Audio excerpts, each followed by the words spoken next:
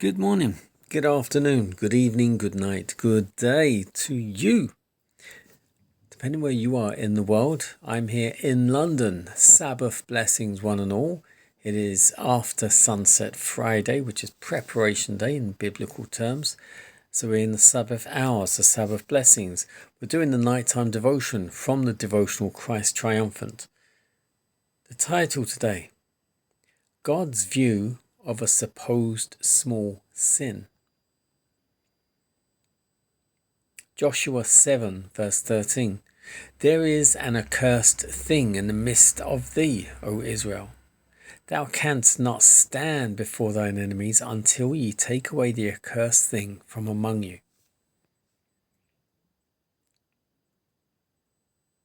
Those who make a profession of Christianity and yet fail to have true piety are false lights, false signboards pointing in a wrong direction.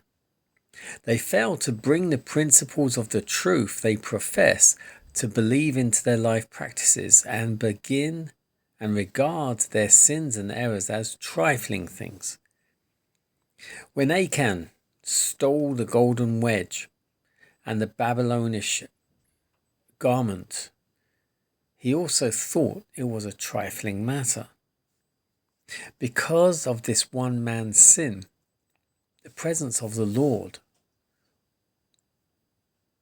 was withdrawn from the armies of Israel.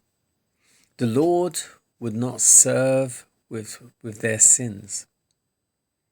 When the children of Israel went up against Ai, they were defeated. When they came back in disgrace, overcome by the enemy, Joshua rent his clothes and fell to the earth upon his face before the ark of the Lord until the eventide. He and the elders of Israel, and put dust upon their heads. Joshua said, Alas, O Lord God, wherefore hast thou at all brought this people over Jordan to deliver us into the hand of the Amorites to destroy us?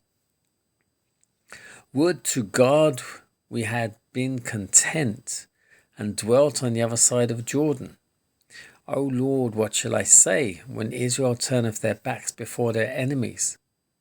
For the Canaanites and all the inhabitants of the land shall hear of it, and shall environ around us, and cut off our name from the earth. And what wilt thou do unto thy great name?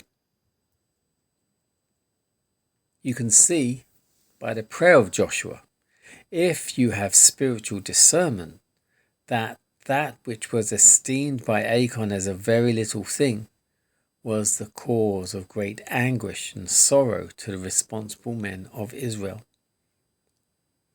Achan, the guilty party, did not feel the burden. He took it very coolly. Before the people had gone to take Jericho, they had been instructed what course to pursue.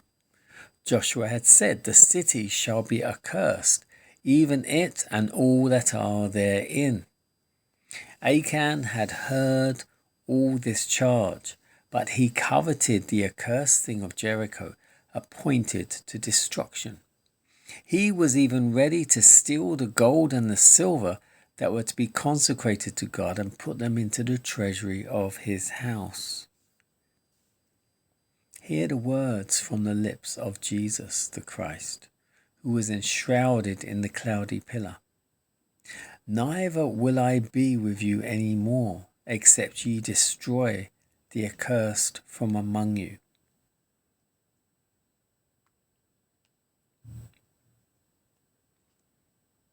The title again, God's view of a supposed small sin.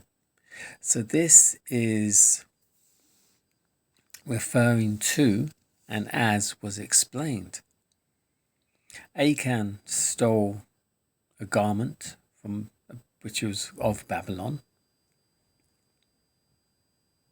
and a golden wedge. I'm not exactly sure what that is. It says a golden wedge.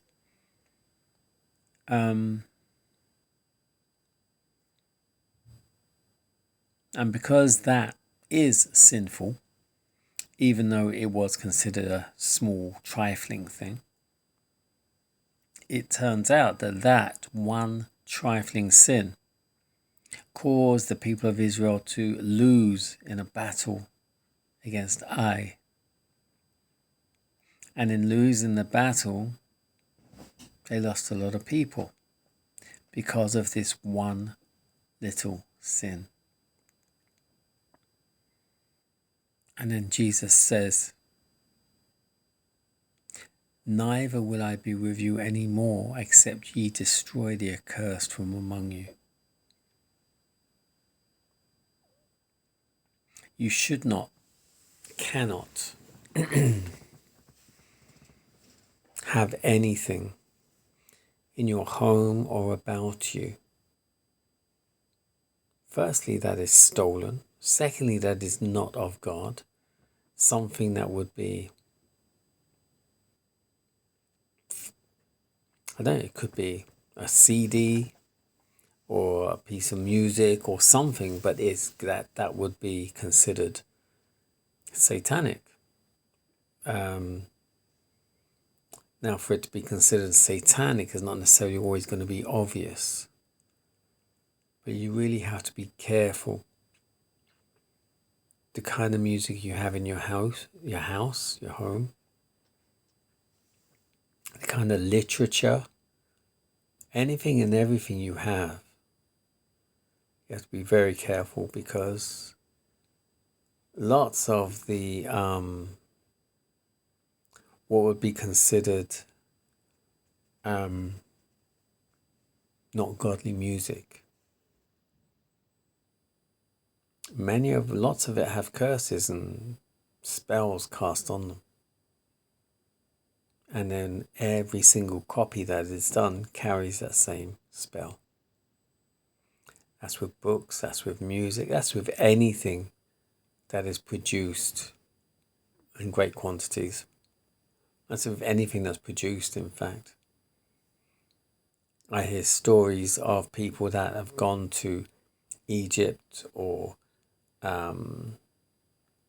Africa somewhere, and they bring back these ornaments or masks or various other things, and all of a sudden things start going wrong in their life, and they don't stop to think that these strange items they're bringing into their home, or that could be jewelry or anything, are actually bringing curses into their life. So you have to be very, very careful what you have around you, about you, your family, everyone around you. And if you haven't checked your home, you need to check your home on everything that's there. And if it doesn't look right, it's certainly probably not right. But going back to the devotion, there's no such thing as a small sin. Sin is sin. Could be the size of a fingernail, or could be as big as an elephant. Sin.